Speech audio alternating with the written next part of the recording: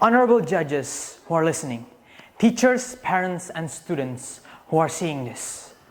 Youths are one of the most dangerous demographic there is. Their aggressive impulses made it into our history books. You may disagree with me, but I recall from history that when Archduke Franz Ferdinand took a wrong turn, a young man approaches him with a handgun. He would shoot 2 shots that would bring the world into World War I. The man in question was named Gavrilo Princip, a Serbian nationalist. He was just 19 years old when he shot the Archduke. He was just a kid, an idealist. And as an idealist, he has his aggressive impulses of his ideal. He wanted a country of his own. And though ideals may seem like it's good, it's not always great. It pitted the world into World War I. No less than 20 million souls would lost their life in the battles of Europe. And so I have a case, and I will state it right here, that the aggressive impulses of teens and the aggressive impulse of youths as a whole shall be curtailed, lest we want the world to burn in oblivion. Yet, not all aggressive impulses from youths are bad. I recall that when Sukarno is unsure of whether to proclaim our independence, it was the youths who kidnapped him. It was the youths who forced him to proclaim, to prepare for the upcoming invasion, the Bersiap period. And it's also the youths, the teenagers, the students who demanded right when Suharto's reign is coming to an end. They demanded reform, they demanded change. And right now, we ushered in a whole age of democracy.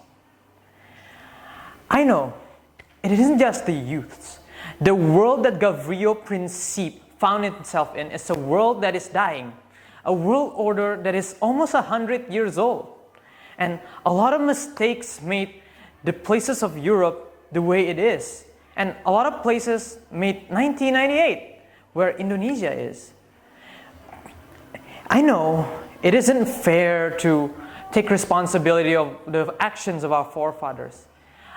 I believe that, yes, it is not just our responsibility, but we have responsibility nonetheless. It is tempting that we think that this meant nothing, that we have no fault in this, that we should not do anything because it is not our fault. Yet, we have to live, we have to love, we have to pursue our own happiness. Whether we want to or not, we are still humans. Whether we want to or not, we still have to live, we still have to eat, and we still have to love.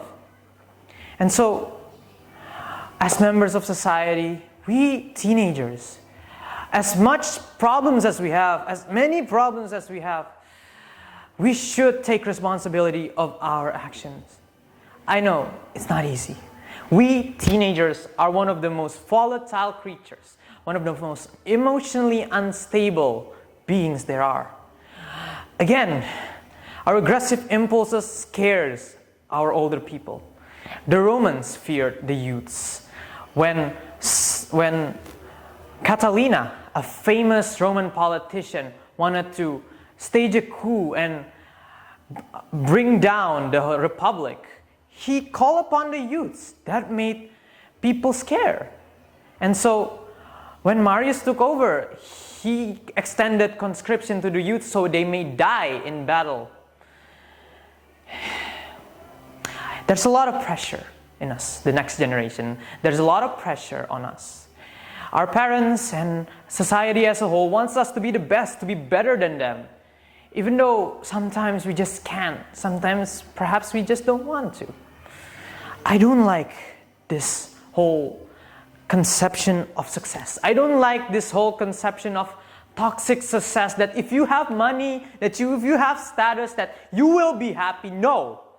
It's toxic in its core. I hate this method of competition that everyone is an enemy. Everyone needs to compete against each other. Pitted brothers against brothers, sisters against brothers, friends against colleagues, lovers against enemies. It's toxic in its core. I do not believe that it is in any way a method of nurturing our young people. It is not in any way that a method to build a society in the modern age. I know, we still haven't really got used to the modern society we live in. The work hours that pressured parents and in turn pressured students to study harder. Though I believe there's a healthy way in this. As a society, we shouldn't see things as individual. We shouldn't see things as, oh, it's just me, it's just them, they are who they are, I am who I am, I'm just going to do what I need to do, what I want to do, my own interests. We are still a society, we are still social creatures. And if we view everything in the lens of individualism, we won't get anywhere. We did not build the pyramids alone. No pharaoh built a pyramid by his own hands. He may be a living god, but he still uses his society, his workers to build the pyramids. Rome wasn't built in a day, nor is it built by one people only. Rome is built by a collection of people, diverse in its culture, but united nonetheless. So, I posit all of you, a solution. I know that this is probably one of your darkest days. As teenagers, we are in the midst of finding ourselves, of finding who we are. And it is unfair that our parents shove whatever their agendas on us. It isn't fair, but it's the world we live in. And whatever resistance we may find, I posit you a solution right here. That we should together, teenagers or not, as a society as a whole, emotionally stable or not, we should help each other. Listen to each other, listen to each other's problems, and instead of pinning the blame, oh, you, the parents, of course, you pressure us too much, we cannot handle it. Or you, the students, you do not study very well, you are at fault. Instead of pinning the blame on others, let's try to find a solution. There is always a middle ground in everything. I know it might be hard, but I believe that if all do their duty, if nothing is neglected, if no one is neglected, we shall put ourselves once more able to stand for the human race. The human race has been through a lot, and no youths are free from the emotional instability they have. And even in your darkest moments, please give yourself hope. Inner strength is the hope you give yourself when there is not much hope to see in the world. And so, please, let us help each other.